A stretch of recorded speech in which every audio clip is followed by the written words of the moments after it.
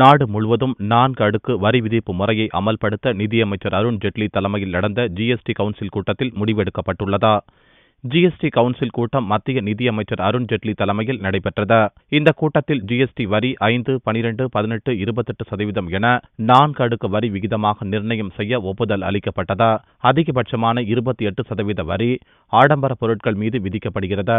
புகையிலை பொருட்களுக்கு தற்போது விதிக்கப்படும் வரி விதிப்பு முறையே தொடரும். புகையிலை பொருட்கள், காற்றேற்றப்பட்ட குளிர்பானங்கள், பான் மசாலா போன்றவை மீது செஸ் வரி விதிப்புக்கு இணையான வரி விதிப்பு இருக்கும். பொதுமக்கள் பரவலாகவும் அத்தியாவசியமாகவும் பயன்படுத்தும் பொருட்களுக்கு 5% வரி விதிக்கப்படும். அதிகபட்ச சேவை வரி தற்போதைய 15% இருந்து 18% அதிகரிக்கப்படும். இதுகுறித்து செய்தியாளர்கள் மத்தியில் பேசிய அருண் ஜெட்லி, ஜிஎஸ்டி அமலுக்கு கொண்டு வரப்படுவதால் மாநில அரசுகளுக்கு ஏற்படும் இழப்புகளை ஈடுகட்டுவதற்காக முதல் ஆண்டுக்கு 50,000 கோடி ரூபாய் தேவைப்படும் என்றார்.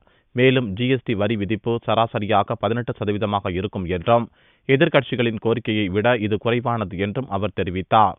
தற்போது எடுக்கப்பட்டுள்ள முடிவுகள் பார்லிமெண்டில் ஒப்புதலுக்கு பிறகே அமலுக்கு வரும். நவம்பர் 19ஆம் தேதி பார்லிமெண்ட் கூட்டத்தொடரின் போது இதற்கான ஒப்புதல் பெறப்படும் என்று எதிர்பார்க்கப்படுகிறது.